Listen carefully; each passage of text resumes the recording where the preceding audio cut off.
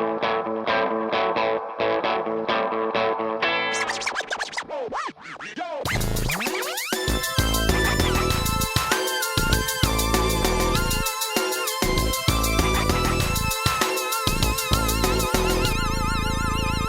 to How We Heard It, the podcast about music, pop culture, movies, and more, with your hosts Wayne Bledsoe and Chuck Campbell.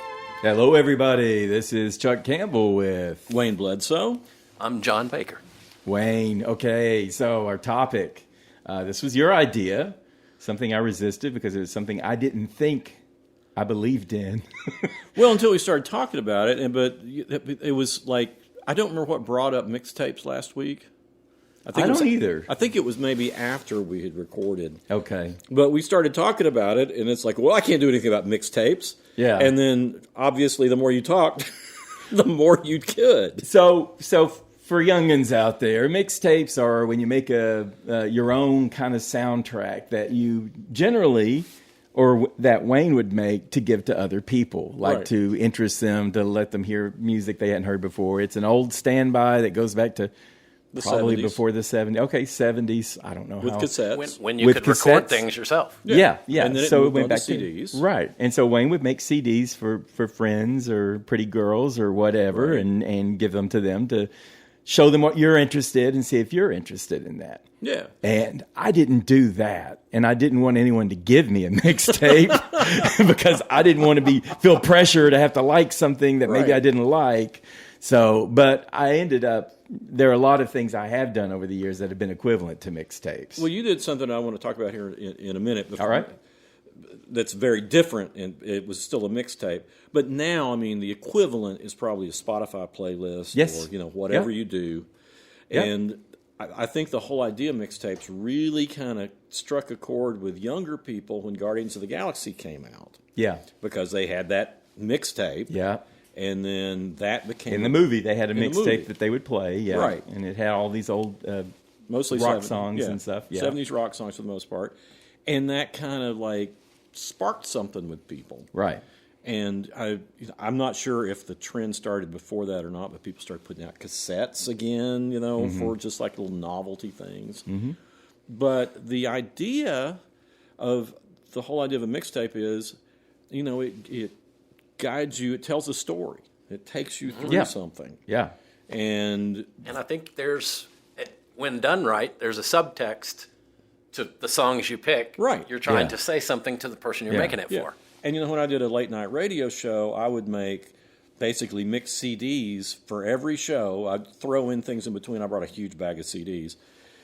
But I would have at least one and sometimes two mixed CDs already made up that basically tell you what my mood was that week. Okay. And what I was going through that week. Okay. I guess mine have mainly been for myself. Okay. And that's been the difference in our purpose of our mixtapes. Right. You're trying to tell more about yourself and share and all that. And for me, it was just like documenting my life or whatever. Well, tell people, because this is something that you did when we were working together that I Yeah. always thought I was fascinated by it, but I thought you were a little crazy. Yeah, I was crazy. Well, part of this, and John, fellow sports fan, is going to understand some of this, is that as a kid, I like sports. I like football, I like basketball, I like baseball. And part of liking sports for many of us is you like statistics or numbers or standings and rankings. So, I would always see where, my favorite football team, where it was ranked every week, Right. if it went up or down. And the same thing for basketball teams, or what their conference standings are, like what their records are and how they stack up against other people, what the odds were on the game, the over-under, who's going to win and by how many points. And all of that was really interesting to me. And that translated to, I liked music, and I've mentioned this once before, I think, but I used to listen to American Top 40. Right. And part of that was the whole sport of the charts, and I would always listen like, who's got the biggest debut on the top 40 this week, and who's got the biggest mover, and who's got the biggest, plunge on the charts and all that Who's been there stuff. the longest? Yeah, and who's been there the longest. Yeah. And you would look for records and how long they'd been there. So it's an equivalent to sports, which, there aren't that many between music and sports, but that certainly is. And one of my favorite parts of the top 40, year end, when they would do the top hits of the year, is they would do this montage, and they would play like all the number one songs, just like excerpts from all of the number one songs. Right. And that just got me so jacked whenever I would hear that, because just even if I didn't like the song, it's like, yeah, and like for 30 seconds, it was some other like, drum or whatever, and then someone wailing and all that. So I loved that. And I thought, I can reproduce this for me, and I can do my top 100 songs of the year. Because I consumed a fair amount of music, even if I didn't know what I was getting. But anyway, that wasn't important. But so I would craft my own top 100, and rather than play 100 songs and record 100 songs, I devised I wanted to put it on one side of a 90-minute tape. So for 45 minutes, which is the equivalent of like 25 seconds per song, right. Give or take a few, and some can go a little longer and some can be shorter. And I was making tapes. I would rank all my songs, and that took a long time because I had to like nominate and then knock them out. I spent way too much time on this and rank them all. And then I had, like at the end of the year, I would record this top 100 from number 100 to number 1. So it was my own, year-end summary. And after I first did it, I was worn out. But when I listened to it, it was like, oh my God, just all the memories that my favorite songs would jar in me for that year. Yeah. So this was like, oh my God, that was a geometry test I failed, or this is when I got in trouble for cutting class, or, and I could just remember these, or this is when we went, to Florida for the summer or whatever. So I started doing it every year. And my bestie friend, John, who was, we were in first grade together. So we've been friends like our whole lives, basically. He started liking it, so he started doing his list. So we both were doing these top 100s, and we would listen to each other's top 100s. We had similar tastes in music, and as luck would have it, I moved down to Florida, and a couple of years later, he moved down to Florida, and we had a friend in Florida named Ray, and Ray started doing it too. And Ray is like, we all three had different motivations and everything. And Ray was like a machine because he can, even to this day, I can say, oh, do you remember, that song by, whoever? And he'll say, oh, yeah, that was my number 17 song for 1994. It's like, oh my God. Yeah. He's just like, so he's amazing, and I've talked about Ray before because he still like listens to brand new music, and he's always saying, I know you'll like this. I know you'll like this, so he's kind of my, go in. But anyway, in my top 100s, my favorite one was when I did my top 100 for the 90s. So I'd done every year in the 90s, and then I did one for the 90s overall for a decade. I still listen to that one because that you talk about memories over 10 years. But how long of a sampling of that song did you put on there? 25 seconds. That's what I can't get behind. Yeah, I think that'd drive me nuts. No, it depended. If there was like if someone had a chorus that would go for 30 seconds, then I'd cut another one to 20. It's like I just made sure it evened out. So it would always be the same length every year. That's part of my craziness, my organization and my lists and all that. But and like I say, I can still listen to that 90s, and I remember all these things, like just being here and being there, and it was overwhelming. And when I moved back to Tennessee, Ray and John are both still in Florida, and I think we all just kind of stopped doing it. And I have noticed that, and I know I'm getting older, but I have noticed that I don't have as good a memory of year by year anymore as I did when I had this music pointers. Yeah. So, but that, and I thought, oh, I guess that is a mixtape, but it's just for me. And then it was for me and John. It was for me and John and Ray, but it's not like anything someone else is just going to want to hear because it'd probably drive them crazy. So I was always doing this. I did it when I was a kid, and I would trade them with friends. We talked about before that I made them for the girl I later married. Yeah, tons of them, and she would slip in the little of Barry White's baby blue panties in between. What she taped for me, drive me crazy. It's really funny. She knew what she was doing.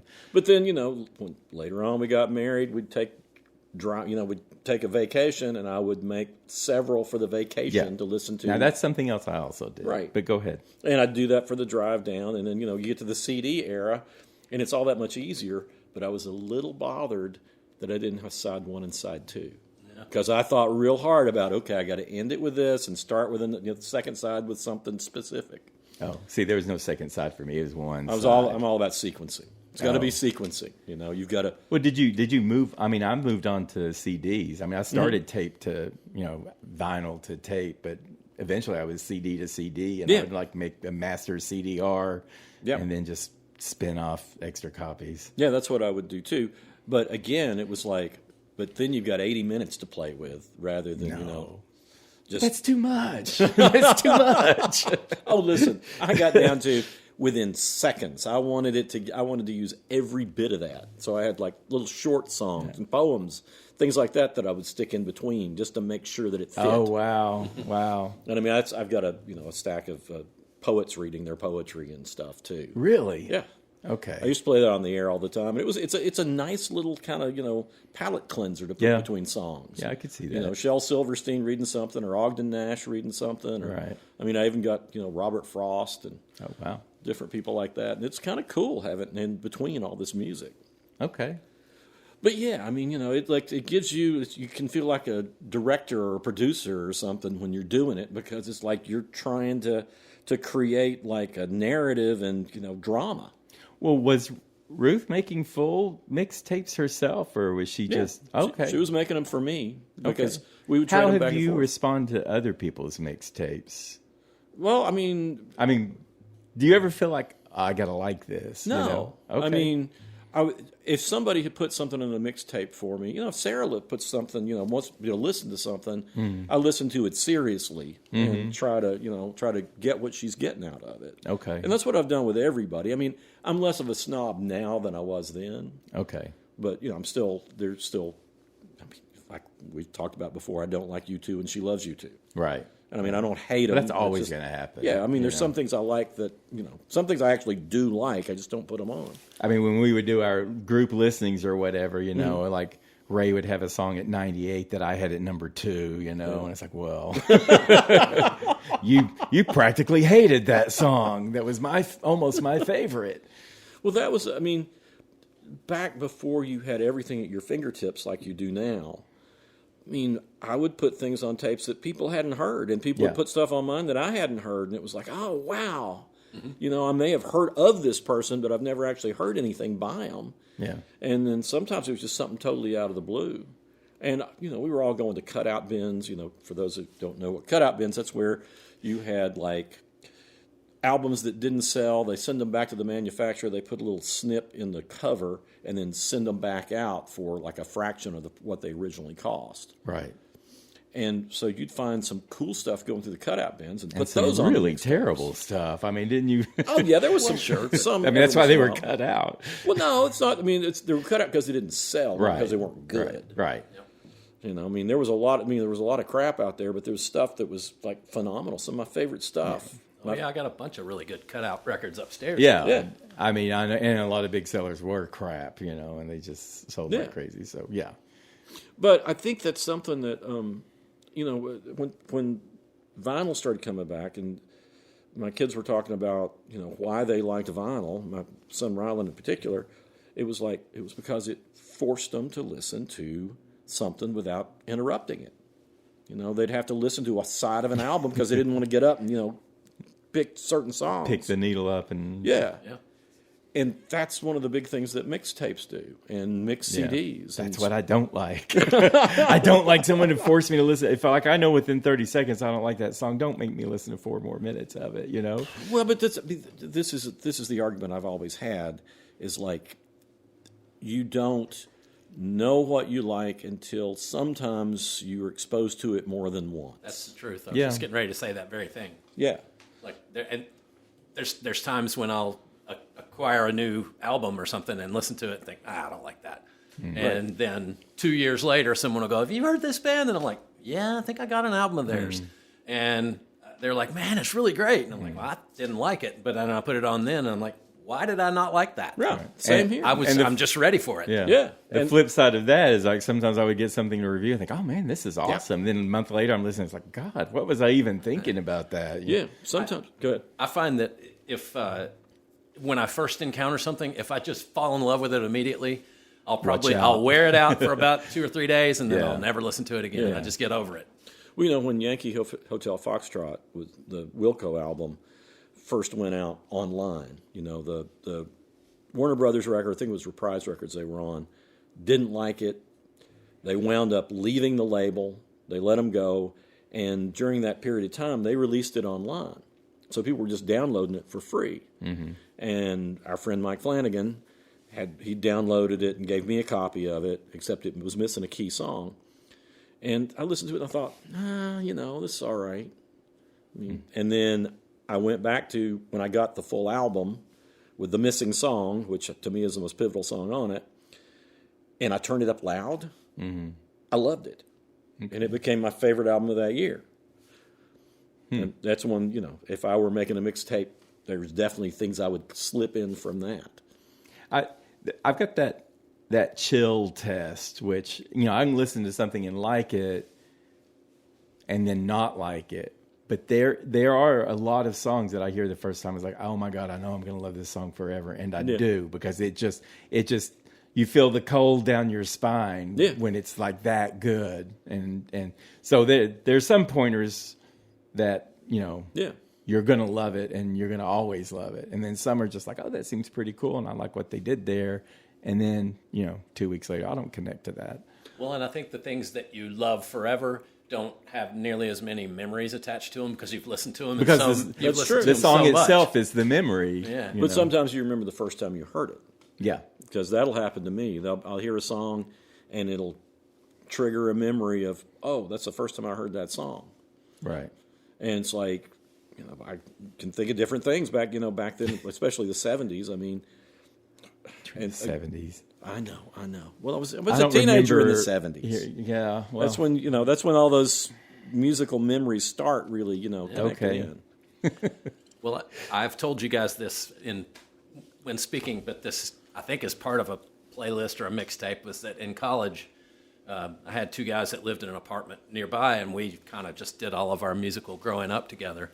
And one of them made a mixtape that was nothing but Led Zeppelin guitar solos, just back to back to back to back to back to back. Oh my God! It would be. You would hate it, John. Yes, I would. If Chuck Goes to Hell, that's what's playing on the jukebox. That's what's playing. Yes, yes. And you'll hear "We Built This City" by Starship, probably with maybe a little Espresso by Sabrina Carpenter. Yeah. Maybe it would be Sabrina Carpenter's cover of "We Built This City." That would she be did a good job at that. Yeah, it would be true hell for me. But go ahead. I was just going to say, I remember when I worked at the record store, and we would have boxes and boxes of demo cassettes. There were just albums that we were played in the store, and then once they had run their course, they just went in the back room, and anyone that wanted them could take them home. Oh wow! And so I would just grab a handful of them and tape over the little tab and just tape over them and make mixtapes for people. Yeah, because the tapes were free. Yeah. I did that with interviews, and as I we did talked it with about VHS tapes too. You could tape over that little. There's a little box that when you put it in the player, it pushes a button. But then you break the tab out. Break the tab and out. it won't push that button. Then you can't record on it. Yeah. So I had to do is tape them, and as we discussed before, Sheryl Crow's first album, I did that to tape an interview. Oh, yeah. It was her first album that they pulled and did not release. Yep. I got it on cassette. Mm-hmm. So did I. And you got it and you taped over it. I didn't. Well, it was. I got that damn cassette somewhere. Go ahead. I'd never heard of her at the time, so I mean, it's like I was like needed a blank tape for an interview, and it was always like it was. Sometimes I just grab one. I mean, I just at that point, a woman I'd never heard of before. There's no way I would record it. I'm definitely listening to that for sure. Did that album ever see the light of day? No. Huh.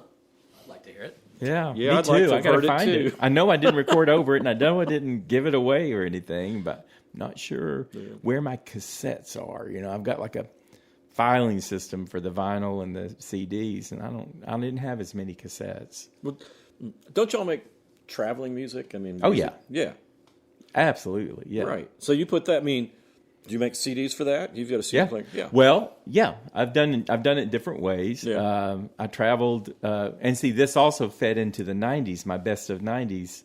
I did a lot of international travel in the '90s, and when I was researching a place to go that I'd never gone before, it was exciting. It'd be like, I'm going to Hungary, and I don't know anyone who's ever even been there, or I'm going to Venezuela or Brazil or whatever. So not just London and Paris or whatever. And so I would like read about them. And whenever you're reading a travel book, you're thinking, this isn't how it's going to really be when I'm there and on the street and buying things. But, you get these fanciful imaginations of what it'll be like to go there. So I would use that as a motivator to record kind of what I'm expecting from that country. But then when I would go to those countries and listen to this music, the music became like what shaped the experience of the country. Yeah. So it's like, I don't know, it just kind of bridged everything together for me. So I would have all these vivid memories of how that country was different from any travel book I'd looked at or any story I'd told or whatever a travel agent had told me it would be like. But those, and again, I did a lot of travel in the 90s. So all of those songs folded their way into my best of 90s and my 90s 100s. Huh. So just from my music documentation, I had a hell of a 90s and and everything else questionable, Well, it's funny. The most ambitious thing I did, a woman I dated for a few years, she was going from San Francisco to Princeton University, where I can't remember where Princeton is right now.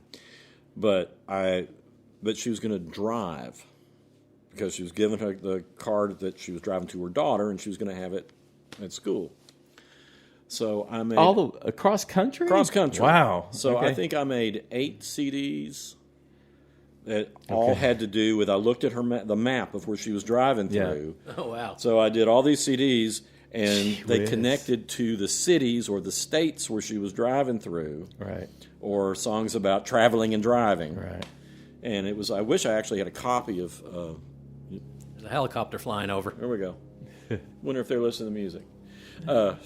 It's Sabrina Carpenter's Army. But anyway, I very meticulously went through so that it would be, in order of how they were driving, so that they could put them on at certain times and listen to songs. Good Lord, but like Wyoming alone is such a long state. Well, I mean, how much Wyoming stuff can you have? I can't remember if they went through. Maybe they went through Colorado. They had to go through one of those two. I don't think they went through Wyoming. I can't remember. Wyoming is north, and Colorado is south of Wyoming. They may have gone through Colorado. I think they went through Colorado. I can't remember. They were, making it a fun trip. But like when they were in Indiana, they were listening to John Camp Cougar Melon. They were listening to songs that had Indiana in it and different cities. Who did Indiana Wants Me? Oh, that was Ardeen Taylor. But, I don't think I put that one on there.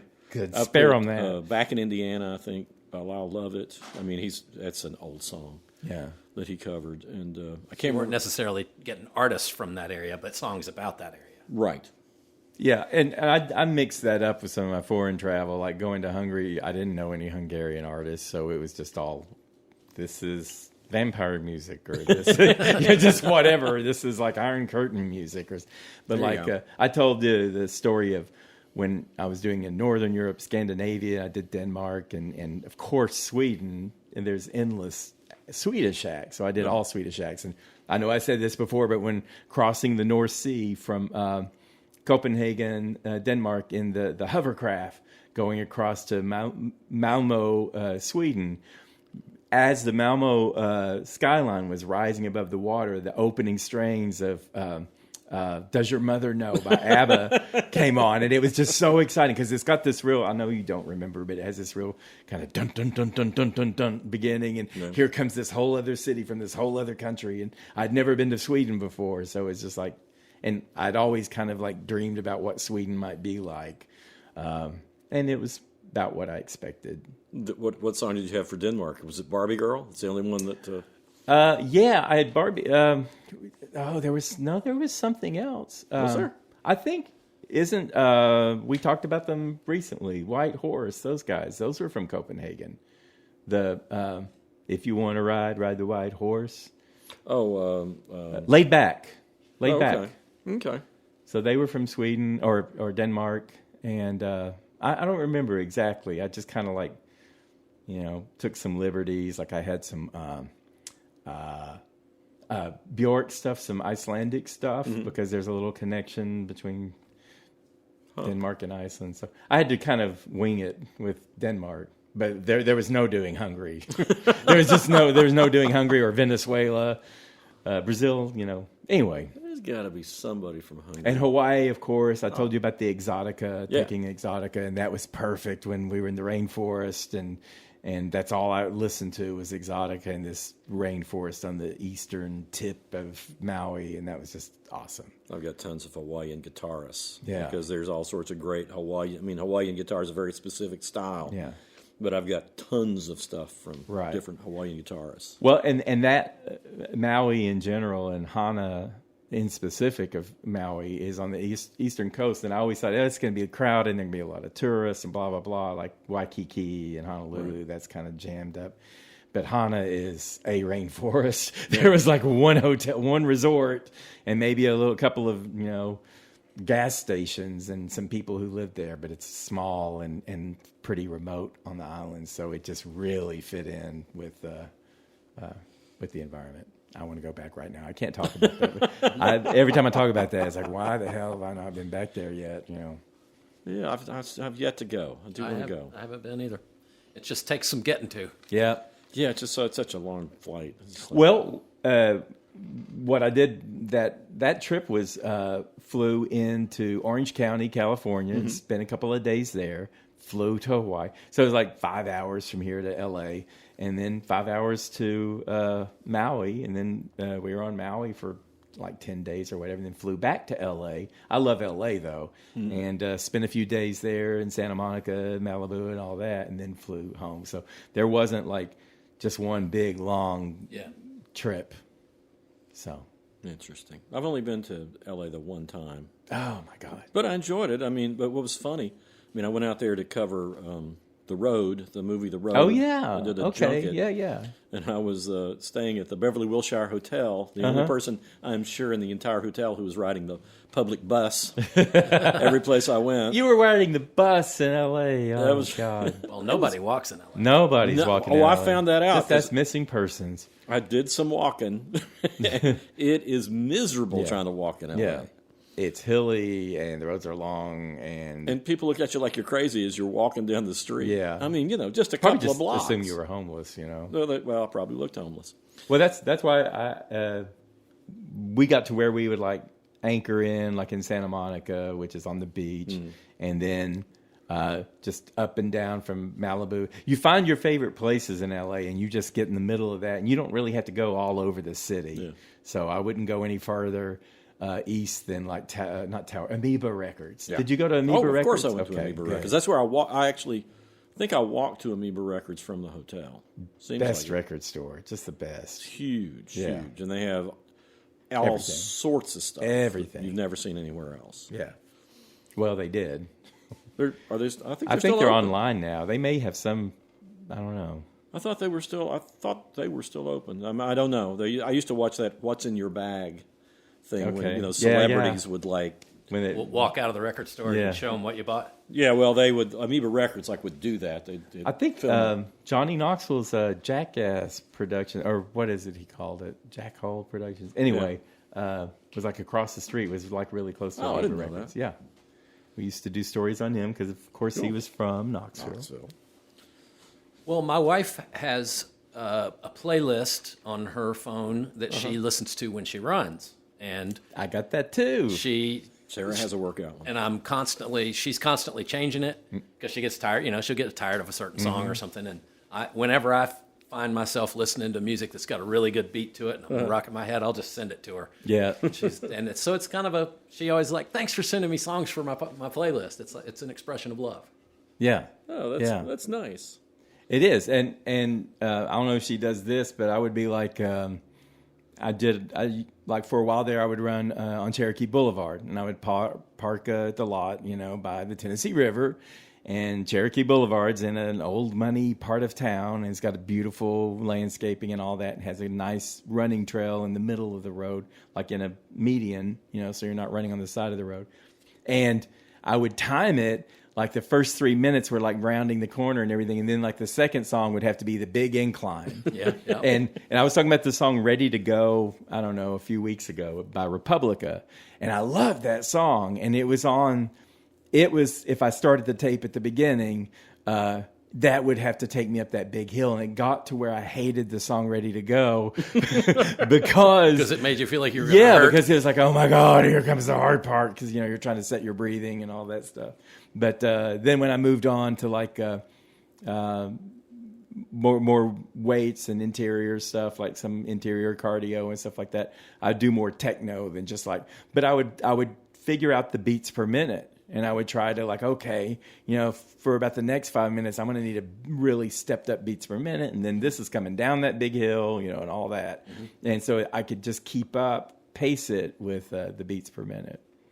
And there was a really, I was doing, this was back when step aerobics were popular.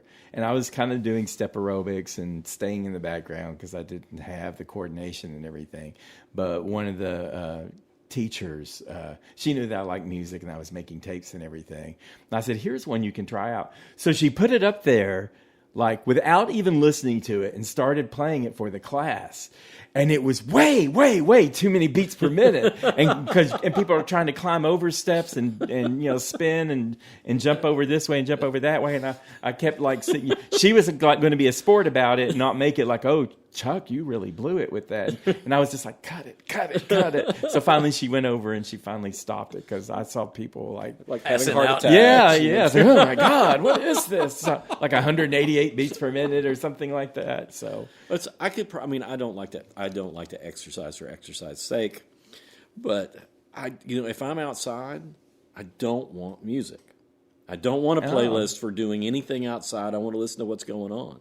Okay. Well, Wayne, I had a one of those little iPod shuffles. Yeah. And it only held 200 songs or something. Right. Yeah. And I'd constantly keep it changing. And I listened to music when I'm a mountain biker, and I would listen to it while I was mountain biking all the time.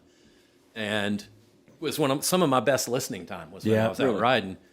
And then, I don't know, 2 or 3 years ago, I guess I took up practice of meditation. Mm-hmm. And part of that practice is to be present in the moment. Right. And when I was out on my bike listening, I was 1,000 miles away. I wasn't, and so I stopped listening to music. And now when I'm like you, when I'm outside, I want to hear the birds. I want to hear what's going on. I want to be present. Or maybe that truck that's coming towards you, that you're not going to hear with your headphones on. Exactly. Right. Yeah, that is a fear.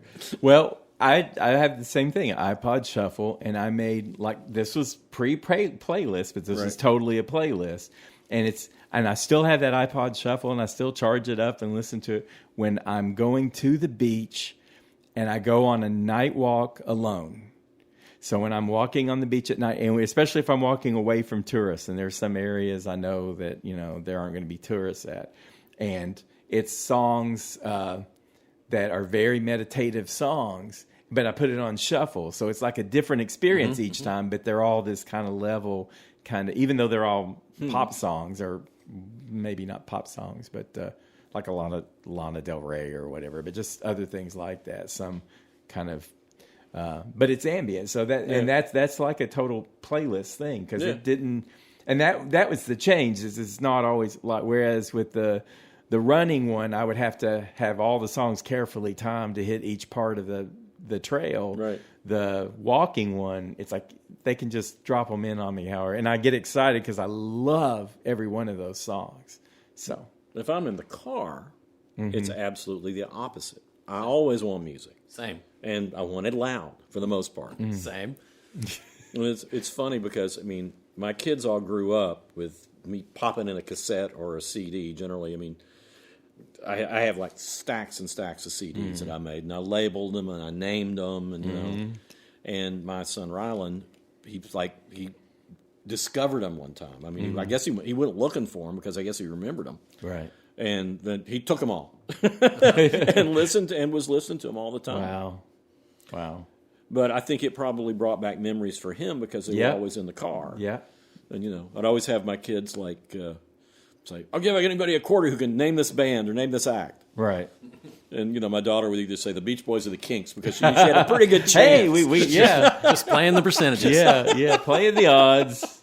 Well, I invented a game that we would all probably be pretty good at. It's mainly for music nerds. I just called it the iPod game. Right. And then when you're on a long road trip, each person brings their iPod, and you got to put it on total random shuffle, and you get like 3 or 4 songs on the system, and for every song that comes up, there's 15 points on order.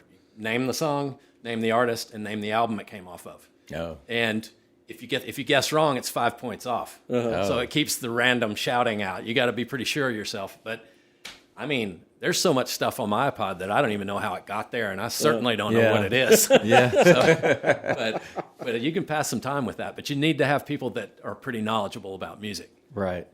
Well, for me, with driving, the music has depended on the nature of the driving. So when I'm travel driving and I'm going through Atlanta, for example, that's when I rely on Exotica again. And every time I hear Exotica now, I think, okay, is this Maui Exotica or Atlanta Exotica? Because traffic in Atlanta is incredibly intense, you know.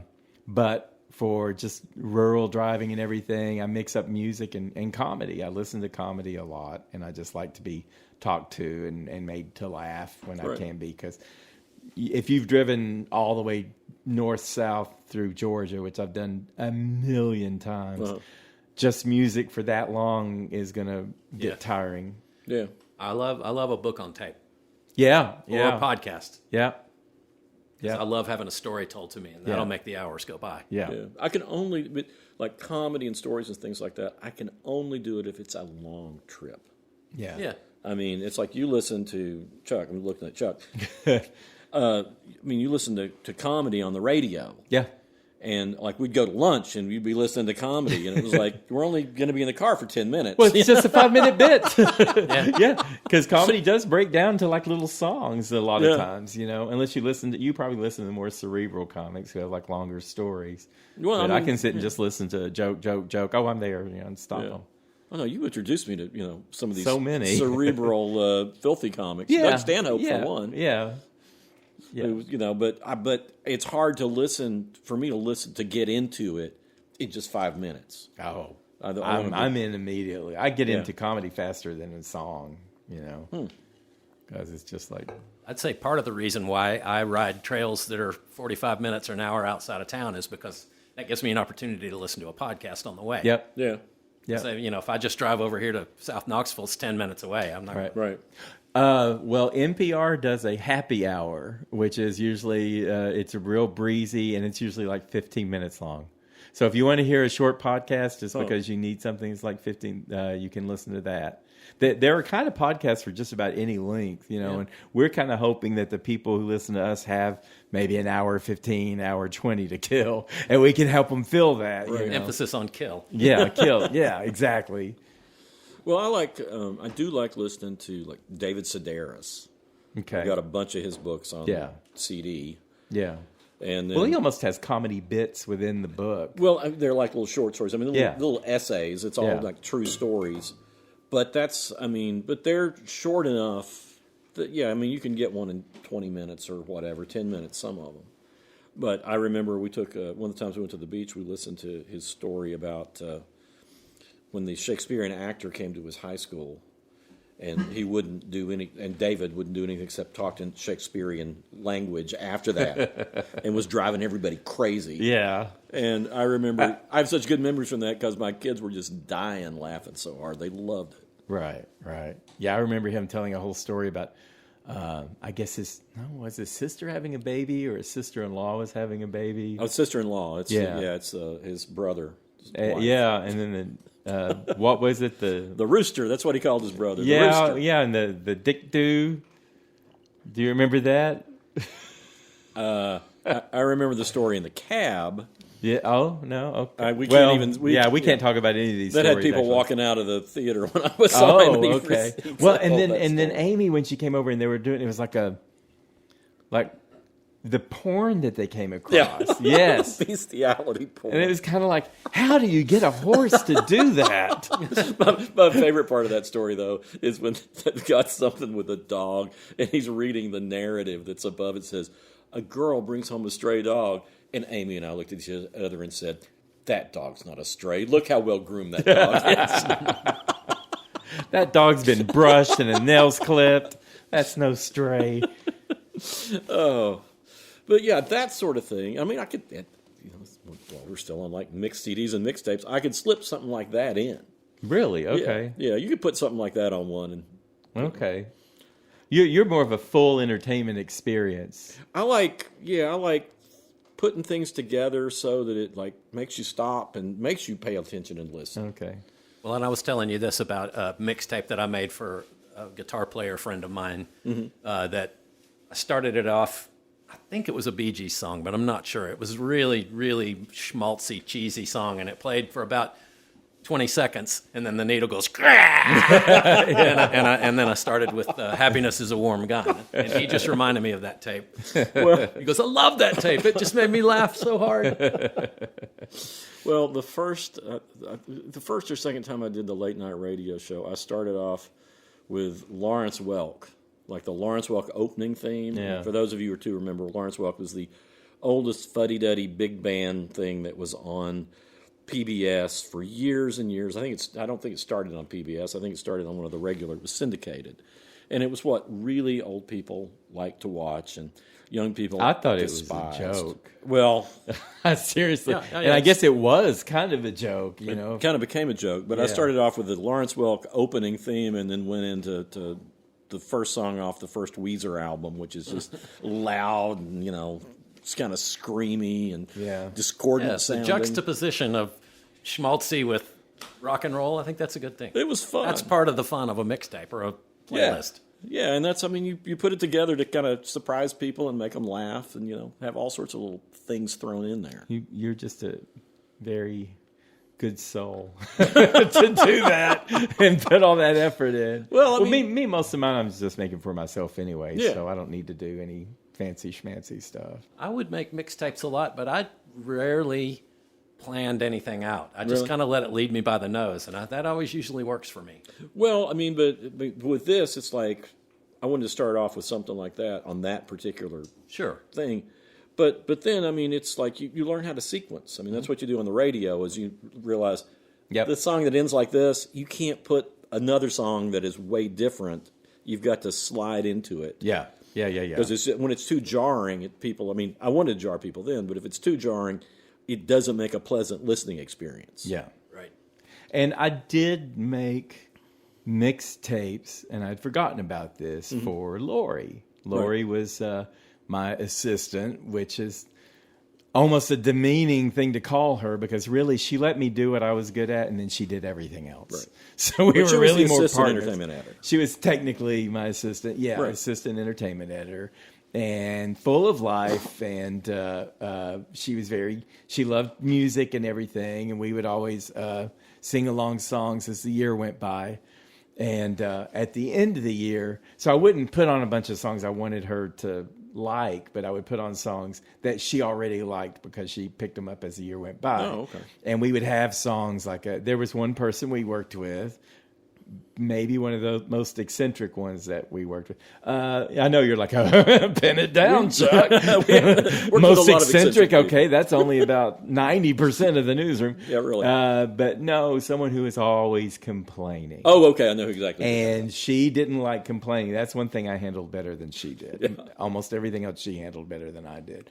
And she would, there was some French groups, and we would always like practice French on each other because she had studied French, and she went to France and we'd just like always, like she'd just come in and she'd start, whenever someone would complain, she'd just turn around and start singing that song, and then that song would end up on the mix for her.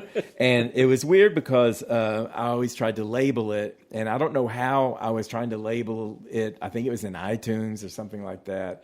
And it was supposed to be Lori Christmas album, 2010 or whatever. And somehow all I got in there was the letter A, space, and then L-O, all lowercase. And so somehow it was named ALO. So the next year I did ALO 2. And the next year ALO 3. But I specifically groomed and curated her mixtape during the year. And she was just, so much fun and brought some. I couldn't have had a better assistant, because she had a mind that could just, work in ways that mine never could. And then I would handle the difficult person, which she didn't want to do, so I could handle that.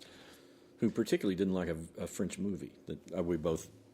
The rest She of us didn't? like. No, she did. The person you're talking Oh, about. the complainer. Which one, Amelie? Or Amelie Yeah. despised it.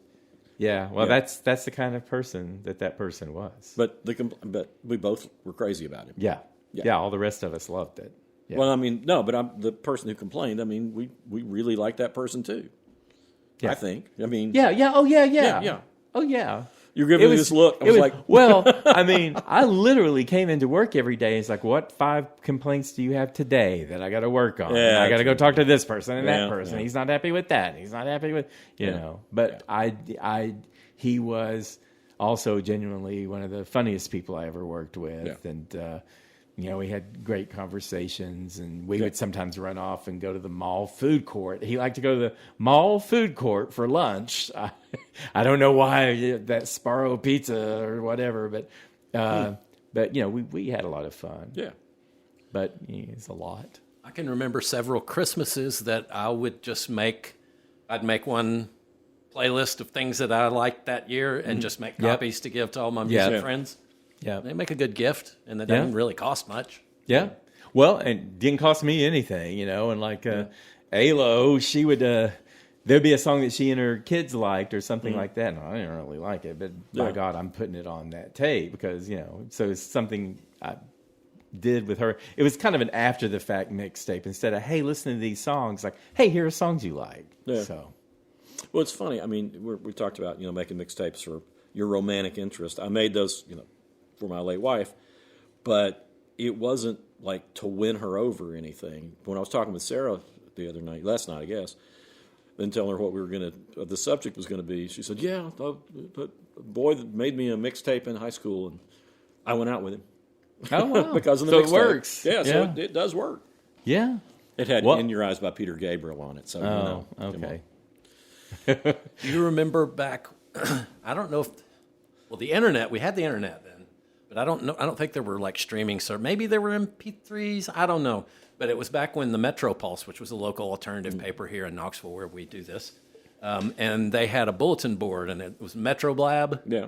And there was probably 10 or 20 of us that would send in you'd send your address, and it was compiled, and you would make a mixtape or a CD and mail it out to everyone in that group, and then everyone in the group had to make and send it. So I ended up getting like That's a good idea. 25 or 30. I've still got them. Yeah. We did the marketing thing when we changed the name of our entertainment section from, Yeah. I think, Detours to Preview. I don't was know. It was Previews. renamed every 3 Yeah. weeks. That's what it we was renamed Preview. it, Preview. Preview Presents. And you used a lot of your connections to local artists. Like, Right. I was on that tape. Yeah. Oh, CD. okay. Lindsay Weir, Okay. that song. Yeah, and we did like 18 songs or something like that, and we were just giving it away to promote local music and to promote our section. So it's like Preview Presents Knoxville music. And it was great. I mean, Yeah, it was good. People still talk about it. That's Come up to me. That's when our newspaper had a marketing budget, Yeah. and a marketing department, and they were like, "This is cool." And I think it played well around the company because it was just like, wow, that's a cool thing to do to promote local music and promote yourself as a voice for that music. Yeah. And sometimes I would interview people and talk about the local music scene and then send them one. And it was cool because I mean there was real good variety on there. Well, I mean, we have so much variety here in Knoxville. Right. But we had, John's band was on there. We had Sinru, which is a great kind of art rock band. We had Donald Brown let us use a track. Yeah. So He's a great jazz guy. Yeah. Lives here in town. There was a couple of country, weren't there? And I'm trying to think who the country. I can run upstairs and get a copy if you want. it's all the cool people have one of those. Yeah. Well, Mick Harrison, the high score, were on it, and Kevin Abernathy, and Didn't you have someone like who did the Scrabble song? the Scrabble song. Yeah, what was that? Anyway, never mind. We had It was a kind of a cool offbeat one. I don't think you knew them as well, but they gave us one, and it was just kind of like a no. Anyway, that limits it. It wasn't high energy. Yeah, Let's just put it but that we way. had a good variation, and Yeah. again, sequencing was one of those things. We on had it. rap. Yeah, we had 865. 865. I can't think of his name. Mr. Mac. Mr. Mac. Yeah. Yeah. I can remember early on when because I've had some kind of a home recording setup since I was 20. Yeah. And I was recording on cassettes, and that was the medium of. It was before I had a CD burner, and you couldn't buy a CD burner. This was in the probably the mid '90s, and we got our first computer that had internet, and I logged on and I found some one web zine called DIY Zine, and it was for people who just did it all themselves, and that's what I did. I had a set of drums, and I had a bass, and I had guitars and keyboard, and I just on my 4-track would make my own cassette albums. Yeah. And these places you could send your cassette into them, and they would review it, and they would put your email address, and if you wanted to trade, you could trade with other people that were doing the same thing. And so I ended up trading tapes with people all over the country, all over the world actually. And the first sign that I thought I had made it was I traded tapes with someone, and then they reached out to me and said they were doing a compilation record, and could I write a song for it? Oh, cool. And did you? I ended up writing 2 songs for it. Cool. And then they did another one, and I wrote a song for that one too. Oh, wow. But it was just to have someone other than a friend or a family member show interest in what I was doing over the internet. The guy that did that, he was in Seattle. He still lives in Seattle. I still communicate with him fairly regularly. But if it's a friend, you're like, do you really like that? But just a complete stranger. You just said, love what you do. Will you write me some songs? And I'm like, wow. That's one of the things that people don't get the same way that they used to. It's like when we released that compilation album. Yeah. It's like you had all these people who got validation that hadn't gotten it before. Yeah. Yeah. And that was the thing when we were writing about music. I mean, I did more local stuff, obviously. Obviously, yeah. But so many of the people, they felt like, oh, okay, somebody's noticed me. Yeah. And somebody likes it. And I think they got excited about being on there with the other artists. Exactly. And hearing other types of music and knowing it all represent And there was, well, those compilations that I was asked to contribute to, all of the artists that were on there, we all communicated back and forth and traded stuff with each other. So it was like cross-pollination. Yeah. That's cool. Let's share music. Yes. Yeah, and I think we need something like that now that's not out there. Yeah. Because now it's just like everything is thrown at people just like in mass, just tons of it. And you have to figure out how to filter through it. And everybody's got to wade their own through because everybody listens to music differently and everybody's on different services and it's just mind-boggling to just try to find your way through this. Yeah, but I mean, that was one of the things when we were sitting across from each other, we would say, I want you to hear this. You're right. Even though it wasn't like if I had you listen to the Drive-By Truckers or somebody like that was not your cup of tea. Right.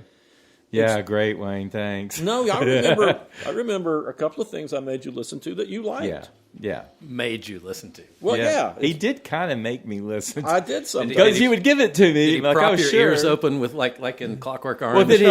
Well, he'd do that old passive-aggressive thing. It's just like, have you listened to that song yet? Have you listened to that song yet? And it's like, oh my God, sure, I'll listen to it just to get you off my back. Yep. Well, and then he'd be like, okay, you're right, it's good. Sometimes you have to do it. We did the same thing to me. I mean, of course I did. You're still doing it to me. I'm getting back at you. That's not something I normally do. But as James Brown would say, it's the big payback. I'm assigning you. But there was one mixtape example that I had forgotten all about. But my older sister, the one who tortured me with coming to take you away, she had 2 sons, Trent and Jake. And Trent was the one in the car with us when he woke up screaming at me, and then Jake several years younger. And Trent sent me, he started texting me like a few months ago about something about Madonna, which he didn't like Madonna. It's like, and then he was writing some other things, and it's like, how did you know this stuff? And I started thinking, these aren't even texts from Trent. This must be from a friend of mine and everything. And it was actually Trent, and he was telling me that he remembered that, he was young. He was like a teenager, and I was writing about music. And he remembered the influence I had. I mean, he was just like thanking me for the influence. And then his younger brother, Jake, who is a wild child one, right? He had heard me listening to techno and like hardcore techno and raunchy techno and all that. And I forgot I had made a compilation disc for him and told him, don't ever let your mother hear this. And then, like, Trent and Jake are both, married and with kids and all that stuff now. But Jake, it wasn't long ago, maybe a year or so ago, he said, oh, I still remember that Lords of Acid song and blah, blah, blah. I was like, and I'm looking around for his mom saying, don't you dare. I still don't want her to know that he had that. But I'd forgotten all about that. But it was very influential on him. And he said, I'd never heard that music anywhere else, and there was nowhere else I could have heard that music. So if you got an audience, a receptive audience, then put in the effort and give them but don't push it on them. Well, I want to make a suggestion. Okay. Get flash drives, little flash drives, and make mixtapes, quote unquote, Playlist on these. Make a playlist on these flash drives and break it up so that you can get so much more on a flash drive than you could on any of these formats. I mean, you can make Spotify lists, but that just seems so corporate dominated and all that. Yeah, I released an album of mine 15 years ago. I did it CDs, right? But I also did a flash drive version that had a whole bunch of extra stuff on it. Nobody touched the flash drives. They didn't have any idea what it was for. Right. Or I was like, you get a whole nother album. I put an album of ambient music and some. Oh wow, yeah. I mean, I put a whole bunch more stuff on there, and I was like, I don't want that. I want a CD. Well, I think it was. I think that's one thing that just should have happened in the lineage of music formats that didn't. Right. I remember when we were with the newspaper and they were pushing Spotify playlists for us to make Spotify playlists to embed in a story. And it was all this extra work and everything. And I don't know if anyone ever listened to those. No. So. No, but I think getting the physical, having a little flash drive. And something physical. You can put artwork on it too. You can put whatever you want. I just think Well, then the thing you should do, I think, is go out online and find the smallest capacity flash drive you can. Right. Because the smallest you can find is still probably going to hold 200 songs. Will they work in phones? Because a lot of people don't use laptops now. Well, I think you probably can. You can get. I know there are phone types of flash drives. You can get. I think you can get a little adapter that you can put it in with. Okay. But I think that's a good idea. Yeah, but that way it's personal. You stick it in your computer or whatever, your format. We've all got USB ports in our cars, and that's how I listen to music. I don't. My car's 20 years old. Oh well, I newer guess cars I probably do. Yeah, I do. Yeah, you do. I'm sure. Yeah. It makes it so much. It makes it so that you can still have mixtapes and personalize it. And any more suggestions for mixtapes so our listeners can have something to take home rather than just. Well, it's very similar to that. Me and George Middlebrooks, a local graphic design guy, a musician I've played with a bunch, but I would just buy a flash drive and fill it up with a whole bunch of stuff that I know he would like and give it to him, and he'd take it home and download it and put it on his computer, and then he'd fill it up with a bunch of stuff he thought I'd like, and we'd just keep trading it back and forth. Right. Although the artists weren't getting any money off of that. Well, how much money are they getting off? Yeah, Spotify? what are they getting off anything? Give me a break. A tour, maybe. Plus the fact that way you still have a physical copy of the music. Yeah. Because every time they decide to change formats. Yeah, you lose everything. Right. I lost so much on iTunes. Yeah. And I've been spending money buying it. Mm-hmm. It's just outrageous, Right. Buying records and CDs at record stores, at least it didn't just disappear one day, right. Well, and I've gone on, there's been a few things that haven't been released on CD or any other format that I listen to on YouTube that I've just gone on with, I can't remember the program I use, the app I use, but go on and just tape it off of YouTube like we used to do, taping it off the radio 1,000 years ago. But there's a few things that are really special to me from YouTube that I've taped that I have a copy of them, so when they go off YouTube, I still have them. Yeah.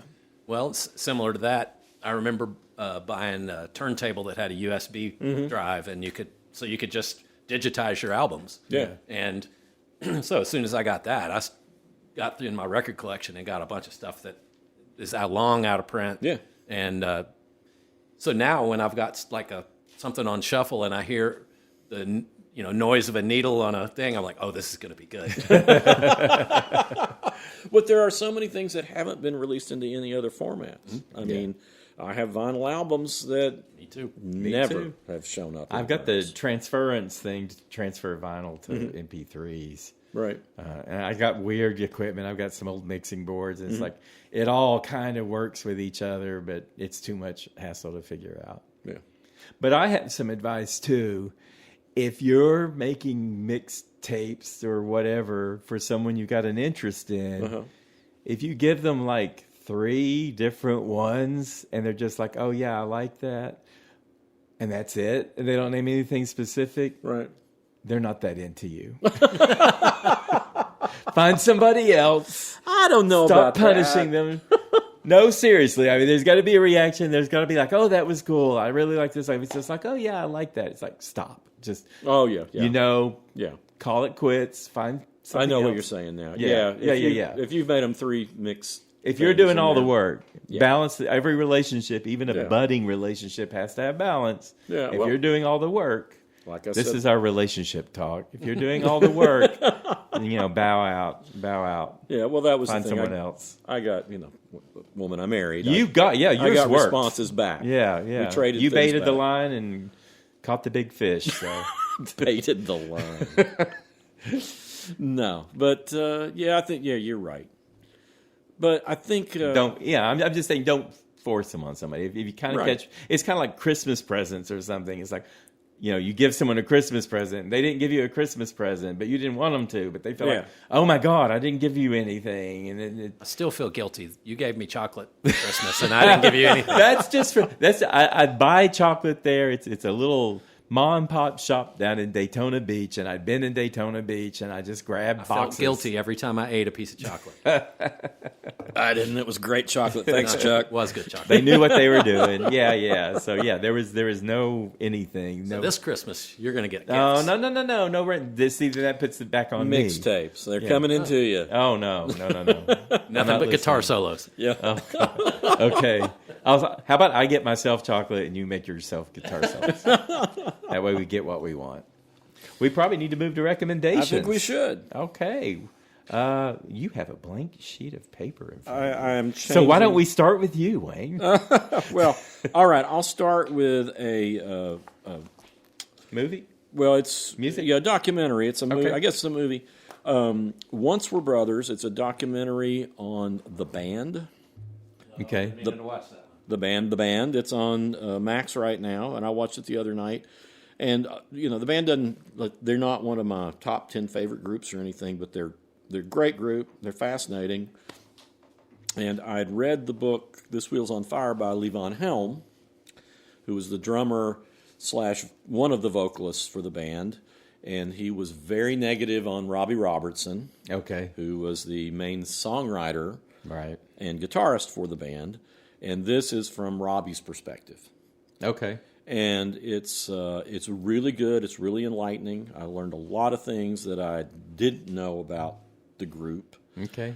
He does, because it's from his perspective, he ignores certain things like when the band got back together without him because he had other projects going on and he wasn't interested in getting back together. He gills the lily a little bit about the last waltz, which he saw as at the time, I remember reading interviews where he saw that as their big finale and them, breaking up forever. When was this band popular or whatever? They start in 1967 with music from Big Pink. So long ago. It's a long time ago, but they're very, very influential, Chuck. Okay. Very influential. They are. I have heard of them many times, and Robbie Robertson. Yeah, and and- probably. Go ahead. They lasted until like 78. Okay. And there's an interview with Eric Clapton, and he says he really wanted to become a member of the band. He actually Really? went Okay. and visited and thought he wanted to join them. Wow. And He's kind of a jerk, though. well, yeah, kind of. But everybody, all these different people that are interviewed, talked about what an influence it was on Okay. them. And of course, they toured with Bob Dylan, and Levon Helm left the group for a little while because that's when Dylan went electric, and he was tired of getting booed every night. Oh. He went to work on an oil rig out in the Gulf of Mexico. Okay, that's extreme. Yeah, and then he came back to record music from Big Pink, and they became like a huge, huge band. Okay. Now, their big hit, everybody knows, is The Night They Drove Old Dixie Down. That one Yeah. and The Weight. Those are Yeah. the two biggest hits. But they had Who was Joan Baez did that? She had too. the hit She with it. covered it. Did they have a hit? I know that I've heard their version. Yeah. Was theirs also a hit? I don't think their version of that was a hit, but Up on Cripple Creek was a hit. Okay. And The Weight was a hit, too. I'm not sure how They far. weren't really a hits kind of band. No, they were Right. definitely an album. But I mean, The Night They Drove Old Dixie Down, I know was a hit. Yeah, and that it was was a big also hit. rather kind of controversial or whatever. Was it like Confederate sympathetic or something to Yeah, that it's effect? Confederate sympathetic, but not to the cause of the Not to the Confederacy. cause, just the people. Yeah, it's just who a- were here's affected a person. by Yeah. people invading their little fake country. Right. Yeah. Yeah, so I don't consider it controversial. And of course, Robbie Robertson, who wrote it, was Canadian. The only Right. person that was a Southerner was Levon Helm, Okay. and he was from Arkansas. Yeah, And he sang that, He was- didn't he? He was one of the singers. yeah, He sang Dixie, right? The night. he sang Yeah. their version of the. Because that was such a weird vocal. Yeah, but that's the thing. He was the drummer, so he sang while he was drumming, Wow, okay. and he had a real distinctive style. Great, Singing great drummers. vocalist. That could be a topic.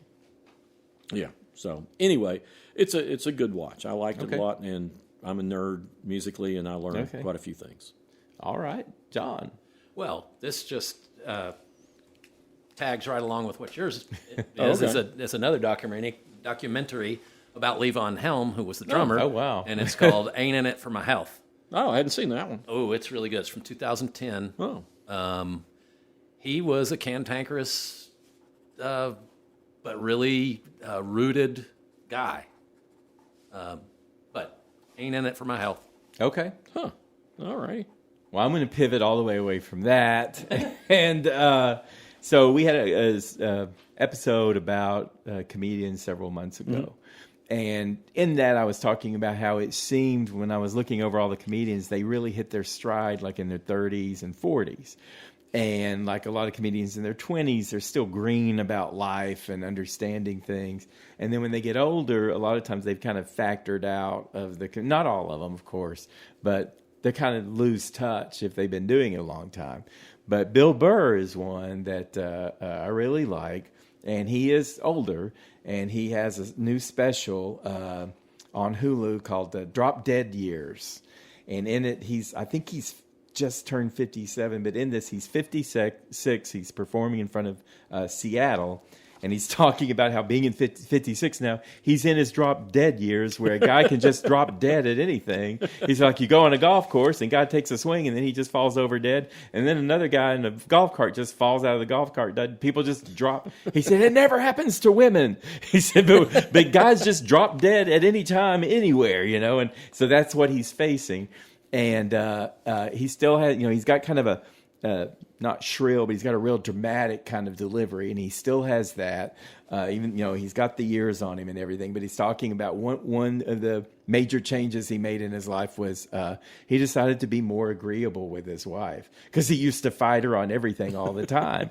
And so she just says something like, do you think maybe we could go to a restaurant around the block? He said, no, I used to be like, no, I'm on the road all this time and I don't want to come home. And he goes, now he's just like, okay. And she'd just be like shocked that all of a sudden he would just do these real simple things she would request. Huh. But what I like about him too is he's not separating like conservative versus liberal, and he's not making any sweeping generalizations about any group. But what he does is he roots out the hypocrites in any kind of extremist type policies or whatever like that. Right. So he talks about a lot of social issues, and he's not really political or anything, but he's very pointed and opinionated. And he talks about guns and depression. He had a bout with depression and all that. But he was talking about how, if you're a comedian or if you're a man and you had complimented a woman's chest 30 years ago, you could still be paying for it. But at the same time, you could be in the KKK. And no one's, and he talks about the HOV lane, which is high occupancy vehicles lane. So a lot of bigger cities, they'll have that lane for people that have more than one person in the car, and they can cut past traffic. And he said, we're in a world now that if you get busted in that HOV lane, you're going to be arrested and fined and blah blah blah. But you could be on your way to a Klan rally and no one's going to bat an eye. Yeah. So anyway, it's really well done. I like his perspective on age, 56, and how life changes and your perspectives change. But he's still very sharp edged. So Where's that streaming? it's on Hulu. Okay. It's called Drop Dead Years. Cool. All right, music. All right. Well, I'm going to recommend something old this time because I started thinking about it when we were talking about mixtapes, and I remember making a mixtape with a song by the Grateful Dead on it. Okay. Called Uncle John's Band, and I remember I actually made that for the mother of a friend of mine. Okay. I wasn't romancing her. Wow. Okay. But I wanted to hear some you weren't different music. Technically romancing. I wasn't romancing her. She was She great. did catch your eye a time or two, but okay. She was a real sweetheart. Yeah. But there's 2 albums by the Grateful Dead that everybody ought to have and it'll explain to you why the Grateful Dead were a great band. It's American Beauty and Working Man's Dead. They came out one after the other. American Beauty has a little countryish tinge to it, and then Working Man's Dead kind of jumps all the way into kind of acoustic and folky sorts of sounds. Okay. But those are, when people talk about the Grateful Dead, I never got following them the way some folks I know did. But it's a way of life. yeah, it's a way of life. They're a lifestyle brand. And I think it became more of that. It became more about the people, pre-fish, and pre yeah, and people widespread panic and all that. Yeah, feeling like a family and going there and getting high and seeing how long the band would play Dark Star. But most Grateful Dead albums, you've got a couple of songs that you're going to remember, and the rest are like, well, you want to hear this live, I guess. But those 2 albums are filled with great songs. That's from 1971 and 72, I think. Okay. And great albums, good place to get started if you're interested in the Grateful Dead. And if you're not, I understand it, but I think those are essential albums. Okay. All right, I discovered this band this past weekend. They're called The OCs, Thee, separate word, OH, third word, SEES, The Okay. OCs. Okay. It's basically a guy named John Dwyer from San Francisco, and it's noise, pop, sort of psych rock, real propulsive. It'd be really good exercise music. You might like it, Chuck. Okay. I don't know. It's very noisy. I like noisy. It's got great beats. I just catch myself bobbing my head every single song. Great drummer. I don't know who the drummer is, but really on it. It's good for exercise. Wouldn't feel out of place on a Nuggets record. Wow. The OCs. And they got most current record was from 2024. Their first record is from 2019. All right. Okay. Modern, lively band. Yeah. Sounds like something both Chuck and I would like. Yeah. That's a Worth rare checking thing. out. It's abrasive, but if you're in... I don't mind abrasive. Yeah. That's not exclusion territory. Yeah. How about you, Chuck? All right, so Uh-oh. this is a bit of a surprise and one you might not agree with, but let me just put it to you this way. The Beatles broke up in 1970. 55 years ago, the Beatles broke up, okay? Yep. And the average age in the world is 30. Okay, so 25 years ago, well, let me say, and they released the Beatles 1, which was a collection of all the number 1 hits, for the 30th anniversary of the Beatles breakup. So 1970, the Beatles called it quits. In the year 2000, Beatles number 1 came out. People today, the average age of anybody in the world is 30, which is weird. Yeah. But if you just say it's 30, it's around 30. Right. So about half the world or less was only 5 years old or younger when the commemorative number 1 thing came out. And what I'm getting at is, I think we all agree that Beatles are one of the greatest hit bands. And for me, I've kind of unwaveringly thought they are always the number 1 rock band. Yeah. But we talk about how people maybe don't really know them. And keep in mind that the Beatles, their music wasn't licensed the way most other bands were. Like, they weren't in a lot of movies and they weren't in a lot of TV shows and stuff like that. And something else, a point we've made is that as the years go by, you have more and more bands and singers. There have probably been millions of bands and singers that have joined the fray since the Beatles broke up, or worldwide. Yeah. So that's just, there's always more and more and more competition in music, because music is infinite. So all the music that's ever been done is out there. So it's very likely that people don't know much about the Beatles. Yeah. Now, big fans do. So I think, as strong as we feel about the Beatles, that people should at least try them. And rather than assign them some impossibly long project, and digging into all the Beatles lore and everything, just go ahead and listen to this number one songs. And if you get through all those songs and you don't really feel it, you don't have to invest anymore. Yeah, and I know that number one songs, just because they were number one and the others better songs weren't, I get that. But it's like there's too much to dig into at this point to really know the Beatles. You don't have to know who wrote what song and who was on drugs and when they were doing hallucinogens. They were all on drugs. Whose girlfriend was breaking up the band. Whose girlfriend was breaking up the band, and who was feuding and what was going on with this one and that. There's time for that. Yeah. But I agree with you. If someone has not really encountered the Beatles much, give number it a ones try. Is and that's a good point. If they don't like that, if you don't like any, there are 27 songs on here. They had hits for like 8 years, and it goes through their whole. Their early songs, I will say, those weren't exceptionally great. They were good. They were paving the way, but they weren't like amazing songs. They were hit pop catchy songs. I have a young friend in his 20s that's the Beatles music he likes best. Right. Is the earliest Beatles. Right. But in general, if you're just evaluating them on their depth and poignancy and all that, the more groundbreaking stuff came later. Yeah, sure. And so maybe the first third of it, the first like 9 songs are, kind of those early years things. And then somewhere around track 10, which I can't read here. But anyway, Help. Mm-hmm.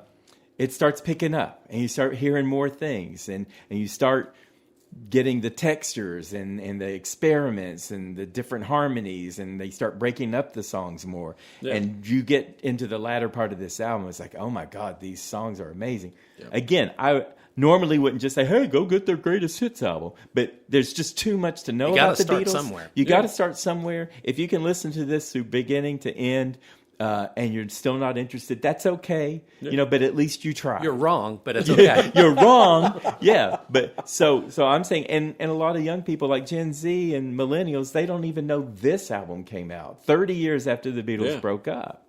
So it's like to get these kids just to know what, people, and I would say even some Gen X people aren't that familiar with it, because they broke up so long ago. Yeah.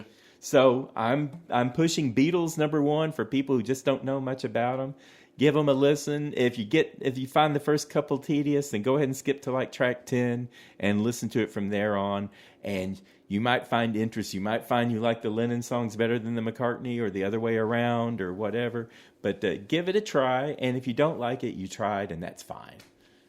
So that's my recommendation. Yeah. Well, the thing is a lot of times, in a lot of the music I hear now, you don't have melodies that are as strong as anything the Beatles wrote. Well, that's it. That's why I want people to listen. It's like you can hear the melodies were just incredible. Yep. And there's so much influence on everything we're listening. Even the Gen Z people out today, you can hear the Beatles' influence in so many of them and what they're doing. Yep, I agree. But you don't have to love them. Maybe you'll feel too disconnected from them, but just give it a shot so you can say you did. Excellent suggestion. All right. I wasn't sure if y'all just say, oh, my God, you're going to recommend a greatest hits album for the Beatles? Well, you can't expect to say, well, here's 20 albums. And it needs context. Yeah, but it does need for context. the purpose of giving a good, broad introduction to the Beatles, I think that's... Yeah. Yeah, and I think, that's the way a lot of people, that's the way I discovered a lot of artists. I get a greatest hits album, it's like, oh, I like this era of this artist better, and then I went out and bought albums from that era. From there. Mm-hmm. Yeah. Well, and that's the same way I first got into the Beatles when I was in high school, except there wasn't the number ones. It was the Red album and the Blue album, which were basically greatest hits albums. But that's what I first got into them. And then in college, the two guys that I went through musical development with, that I was talking about earlier, one of them, his girlfriend didn't know what to get him for his birthday. So she just bought all the Beatles records. So that whole summer, we just listened to nothing but Beatles that whole summer. But that's a big assignment. That's why I'm saying, like, people are like, I don't really know them, and I don't want to spend days and days on this. But I do have a question for you guys. The Ballad of John and Yoko. These songs were number one in either the U.S. or UK or both. Right. Was that for real? Yeah. It's like I listened to that. It's like, okay, well, what were they trying to? What was she trying to do? It was the story of them getting married. It was just so. It's like, and I don't recognize it or remember it at all. I can't believe they got away with a number one hit with singing Christ in it. Yeah. I think could you do that now? Yeah. I guess it was like a country flavored song, or it seemed that way. Country the way Beyonce's doing. Country, country maybe the way Beyonce, but I don't think it got to be number one here. I think that was probably number one. Probably in a England. UK one. Okay, that makes sense then. That was Lennon just decided he wanted to write what was going on, and I think the only other person who played on that was McCartney. Okay. I don't think the rest plays drums, I think. Yeah, okay. I don't think the rest of the band. I think they just went in and rushed it out real quick. But anyway, there are just some amazingly awesome songs on so many levels. The Strawberry Fields is on it, right? No. It didn't. Well, No. I guess it didn't. That wasn't a number one? No. I didn't think it was a number one here, but I thought it might have been in England. Here's the list if you can read it. Oh, I have to put on my glasses to read it. But yeah, I mean, it's one of the things. I mean, I agree that's a good way to do it. It's just I really and I was watching reaction videos, and I specifically went looking for Gen Z people reacting to the Beatles songs, and they were just floored by "Hey Jude." And there was this one young woman. She was listening, and before it even got to the second verse, she was crying already. Oh, wow! I remember seeing Paul McCartney at the Liberty Bowl in Memphis when my wife and I were in Memphis. When they had the entire Liberty Bowl singing na na na na na na. It was a religious experience. Yeah. It was just like. I will say there was one Gen Z guy who said, well, that ending went on about 2 minutes too long, if you ask me. But everybody else, like all the way through the end, and they didn't care how long it was, and they were just like so energized and moved by it. So, that doesn't try them out. Yeah, that doesn't have my favorite Beatles songs on it, but there's not a song on there that I don't like. Right, exactly. And it's a good cross section. There aren't many Beatles songs that I don't like. Right. But yeah, I would recommend, if you like it, if you like what you heard there, go to Revolver next. Yeah. Even though it's not my favorite of the albums, I think it's the most consistent. That's like, how could you not like it? Yeah. Mm-hmm. And that does have my favorite Beatles song. Now it has become my favorite Beatles song, Tomorrow Never Knows. Strawberry Fields Forever is like, it used to be my favorite. Now I think Tomorrow Never Knows has surpassed it. Well, these favorites when it comes to the Beatles is a dynamic thing. I mean, you can sure ask me is. my favorite Beatles record. One day it may be Revolver, and the next day it's the White Album, and the next day it's Abbey Road. They're all. But this is stuff like Yesterday and Eleanor Rigby and Yesterday was originally Scrambled Eggs. Yeah. And Long and Winding Road and anyway. Yeah. Let Great it stuff. be. Yeah. And we're almost like not over those songs, but we've been so exposed to those songs. But some people have not even heard those songs. So they need to hear them. Yeah. I agree. When I was born, the top 5 places in the Billboard charts were all Beatles songs. Oh, wow. Okay. I remember when you couldn't. I mean, they were on the radio all the time, and it was exciting when a new Beatles song came out. But most of the world, I know, not even around for this I know. 30-year commemoration of their breakup. Thanks for making me feel even older than I do, Chuck. Well, I was trying to do that with Bill Burr too. It's like old and in the way. Old and in the way. Oh, God. Anyway, I've rambled. We've rambled. Write us if you got any ideas or feedback. You have music? Did you not do music? I thought Yeah, you I did. music. Yeah. Yeah, the Grateful Dead. Oh, yeah, you did.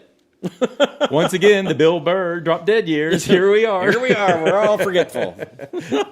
All right. Well, thank you for listening, and we'll come back at you. What's our email address? It's howweheardit@gmail.com. We And take we'd take love to hear from requests. We take requests, and we decide whether we want to follow those or not.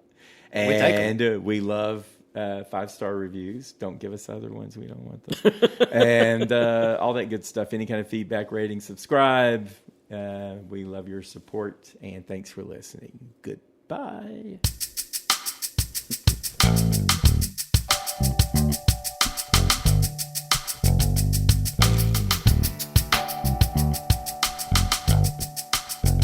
You've been listening to How We Heard It with Chuck Campbell and Wayne Bledsoe, a podcast about music, movies, art, culture, whatever it is that's on their mind. How We Heard It was recorded at the Arbor Studio in Knoxville, Tennessee by me, John Baker. How We Heard It is a Cozy Planet production. If listening to this podcast has given you a burning sensation, then we recommend you sit in a hot tub until your symptoms fade away. If you'd like to reach out to Chuck or Wayne or even me, you can send an email to howweheardit@gmail.com. So thank you for listening, and come on back and we'll have another episode for you next week.